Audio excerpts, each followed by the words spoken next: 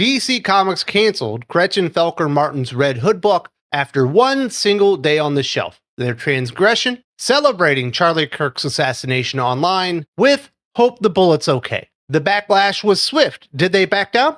Of course not.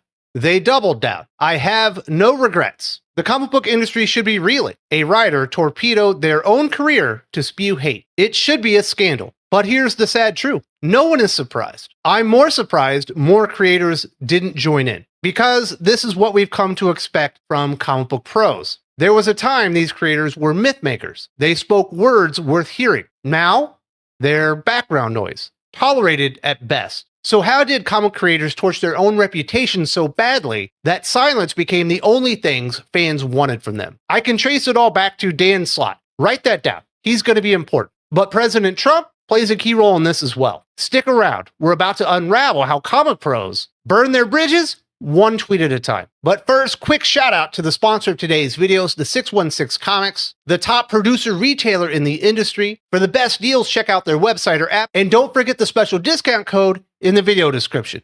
Old school creators understood their mission: tell gripping stories, build legends, reveal universal truths, make every comic worth our time and money. Simple. Too simple, apparently. Somewhere in the last decade, creators decided comics were a platform, and platforms are for important messages. Why write Spider-Man punching Green Goblin when you could write Spider-Man explaining systemic inequality? Leading the charge, Tom Taylor, an activist masquerading as an intellectual. In X-Men Red, Taylor introduced Trinary, a mutant whose power is technopathy. Her debut, hacking India's banking system to forcibly correct the gender wage gap. Just the kind of world-ending scenario only the X-Men can handle. Why? Because in the age of Twitter and Tumblr, writers were told their value wasn't sales, it was activism. Preaching got you headlines and awards. Comics were just a delivery system. And Taylor wasn't done. Superman's son became Captain Climate Change. His Titans run wasn't about the team anymore. It was a lesson about prison reform.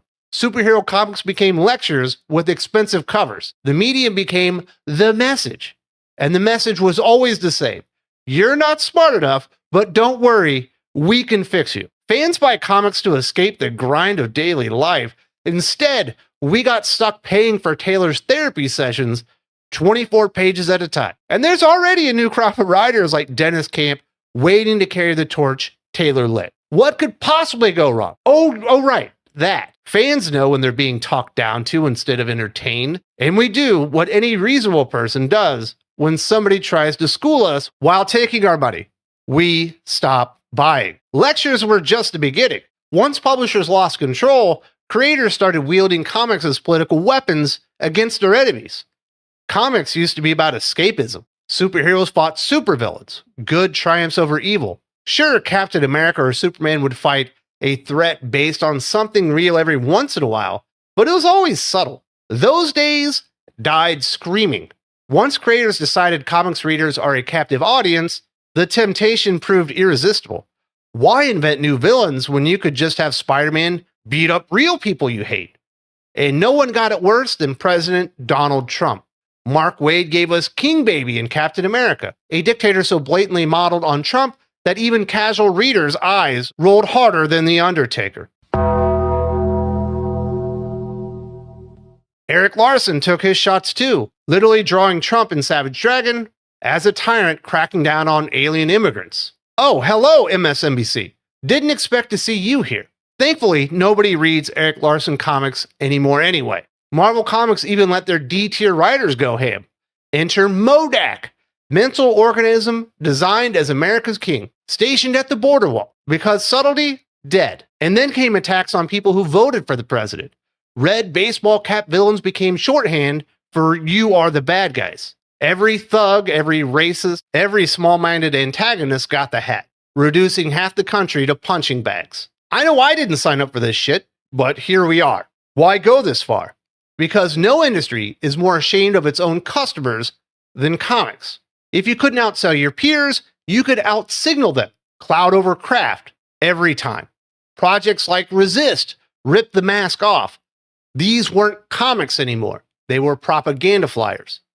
Fans weren't entertained, they were insulted, and told you to pay for the privilege. But here's the kicker. None of it worked. Nobody switched parties because Captain America fought a Trump parody. Nobody left MAGA because of villains in red hats. Mark Wade never won a political battle.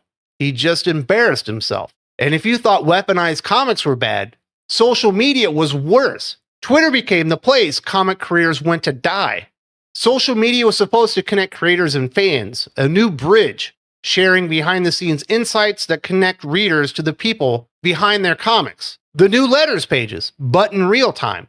Creators and editors engaging fans directly, hot characters elevated months instead of years, mistakes rectified immediately, course corrections at warp speed. Instead, social media became the hill every comic pro decided to die on, where editors could mock religious holidays, writers could dunk on conservatives, and everyone could compete to see who could shit on their audience most creatively. Heather Ontos wrote the playbook. Mock Christians with, "He is risen. Just kidding, April Fools." Call American fans the worst in the world. Attack creators like Irene Strachowski for promoting comics on the wrong channels. Because online, likes and retweets were the real currency. A viral dunk on fans bought more industry clout than selling 80,000 copies of a comic book. And when the Supreme Court makes a ruling Ontos doesn't like, demand fire in the streets. Exactly the kind of engagement fans expect when they follow a comic pro on Twitter. Nothing sells comics quite like calling for riots. The cycle was set. Post-inflammatory take, fans push back, Heather doubles down, blocks everyone, then claims harassment. Rinse and repeat until your entire professional identity revolves around owning people who used to be customers. She probably learned that move from Slott personally. Don't worry, he's coming next. Comics stopped being about stories and became dunk contests. And the irony? These meltdowns drew more views on YouTube than the comics themselves. Fans remembered the tweets, not the stories. Social media didn't just amplify voices, it amplified the worst instincts. At this point, nobody even clicks a promo from a comic editor or a writer. Fans just assume it's another meltdown. And their digital pulpits revealed more than their worst impulses. They exposed the real rot, pure contempt for customers. Here's where things hit rock bottom. Because it's not just the politics or dunking on the chuds. It's a full-blown hatred for the people paying the bills. Even a curmudgeon like John Byrne always insisted that once a comic published, it belonged to the readers. That's implied respect, even if he didn't love the fans. But where Byrne was cranky, the next generation was overtly hostile. And it all starts with the godfather of shitting on comic fans, Dan Slott. His antics predate Twitter or Blue Sky, starting all the way back in the days of the message boards. Nobody loved mocking and ridiculing readers more than Dan. He told customers to fuck themselves on every platform and wore it like a badge of honor. Somehow, this was treated as comedy gold among pros. He would even jump in the DMs of critics, unloading profanity-filled tirades on anybody who said his comics weren't perfect. The message couldn't have been clearer. Fans weren't people to Slott. They were toilets. It wasn't just ego, it was strategy. In an industry run by cliques and private DM groups, sneering at fans proved loyalty to peers.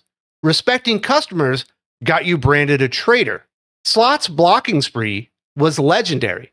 Criticize his work, blocked. Ask a question, blocked. Breathe wrong, blocked. He even named himself Slotto Blocktavius, bragging about it. I still remember realizing Dan Slott had blocked me, even though I'd never tagged him, never messaged him. Does anybody else remember being blind blocked by comic pros? We were all bigots in waiting, needing to be ignored or exposed. But here's the problem. Careers built on contempt have short shelf lives. Eventually, fans stopped engaging. Sales plummeted. Exclusive contracts weren't renewed, leaving him exposed without Spider-Man. Now, it was the fans' turn to shit all over Dan Slott, and he's been choking it down for years. Too many new creators copied Slott's playbook, torching the last bit of respect customers had. And without trust, you can't build the next A-listers. Once upon a time, the industry had heroes behind the curtain.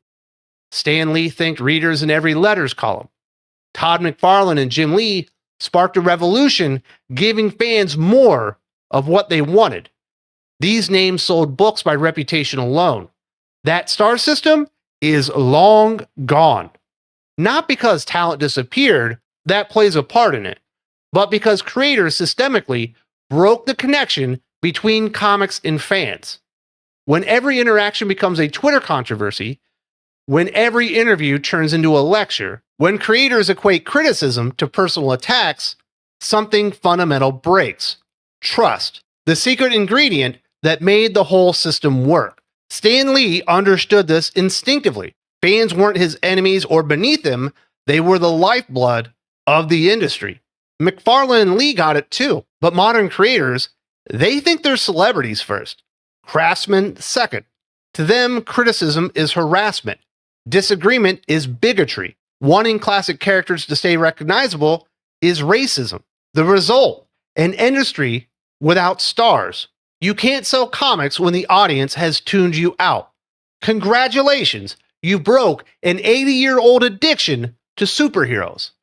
Here's the punchline no one in comics wants to hear. Creators thought they didn't need fans, but fans proved they didn't need creators. The message replaced adventure. The dunk replaced the letters page. The platform replaced the craft. And the audience quietly left. This isn't about banning politics or policing speech. It's about priorities. When ideology outranks story and contempt replaces respect, there's nowhere for the medium to go but down. Not overnight, but brick by brick, tweet by tweet, until a decade slips by and we're at a dangerous crossroads. If comic pros want the room back, it starts with humility. Shut up and tell great stories. Earn trust one page at a time. Do that long enough, and maybe, just maybe, the audience starts listening again. The industry's problems go deeper than this. If you want to dive into how quality was destroyed along the way, watch my video, Why Nobody Will Remember the Last 10 Years of Comics. The video is right here. There's also a link in the video description. I do appreciate the time, and keep thinking critical.